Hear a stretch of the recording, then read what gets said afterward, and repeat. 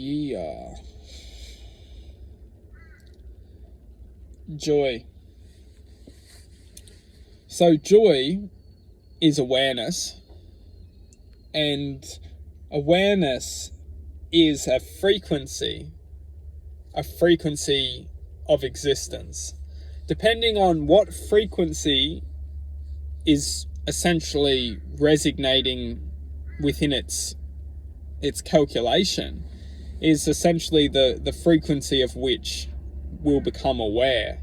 So, for example, if you take a point of attention, and within that point of attention you have a magnitude, or you have essentially a mountain, within that height of the mountain, you'll be able to go to every single place, every single part of that mountain, and experience that mountain for what it is. But if there's a mountain on the other side which is at a different height, only you can achieve that within that moment of time, experience that mountain truthfully for what it is on the other side, on that place in time. So of course we can use our imaginations, and that's ultimately how we manifest into different places or different speeds of sound, through imagination, and staying committed to achieving and manifesting through our imagination. But realistically, within awareness, it works where we're talking about almost like a density. And awareness itself, at least within this reality, is based on physical form. So within physical form, or at least in this reality, we're using our awareness to see physical form. We must use reference to the two different mountains.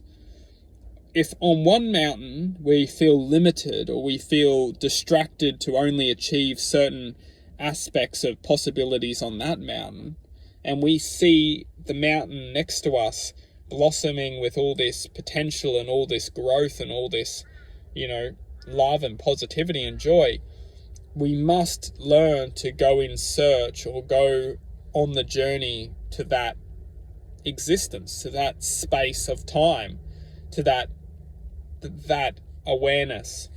And we do this by implementing changes to produce this shift in consciousness. Because what we must see is that this shift in consciousness is choice.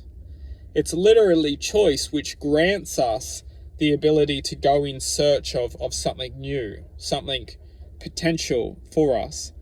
And when we do this, we start to let go of the past.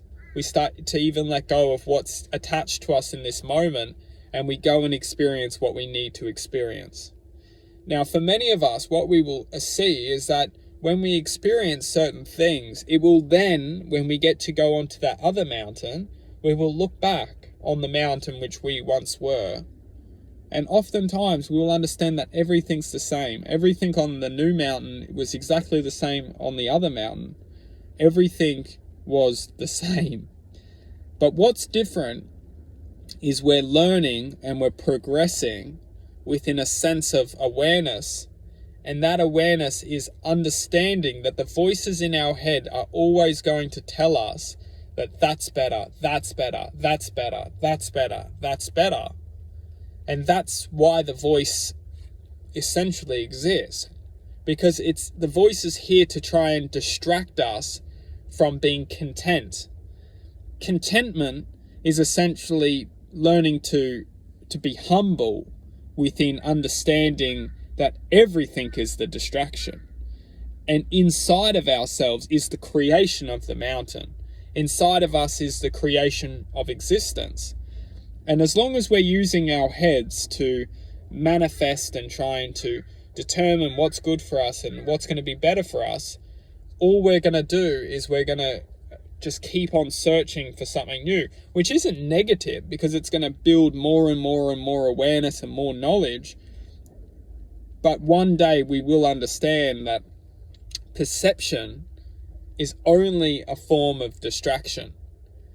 The true power is knowledge. and the knowledge to the internal gateway, the internal corridors to our divine self.